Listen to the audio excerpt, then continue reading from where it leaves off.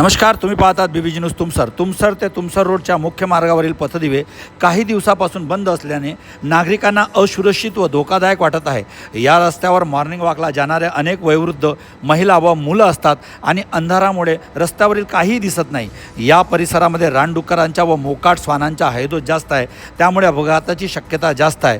प्रशासन काय घटना होण्याची वाट बघत आहे काय, असा प्रश्न नागरिकांनी उपस्थित करून त्वरित पथदिवे दुरुस्त करण्याची मागणी केलेली आहे।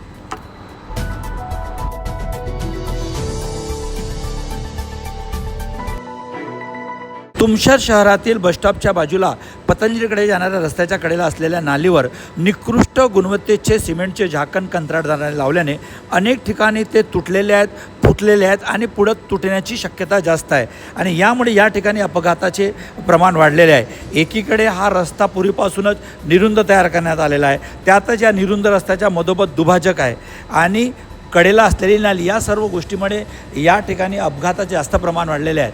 अशा ठिकाणी अपघात जास्त होत असल्यामुळे या नालीवरील सर्व झाकण काढून चांगल्या गुणवत्तेचे झाकण लावण्याची मागणी नागरिकांनी केलेली आहे।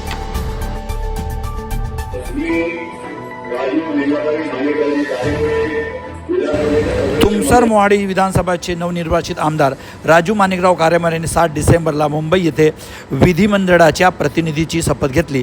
कार्यकर्त्यांनी हे प्रसंग चांगलेच सोशल मीडियावर प्रसार केले, तर कार्यकर्त्यांनी आनंदही साजरा केला।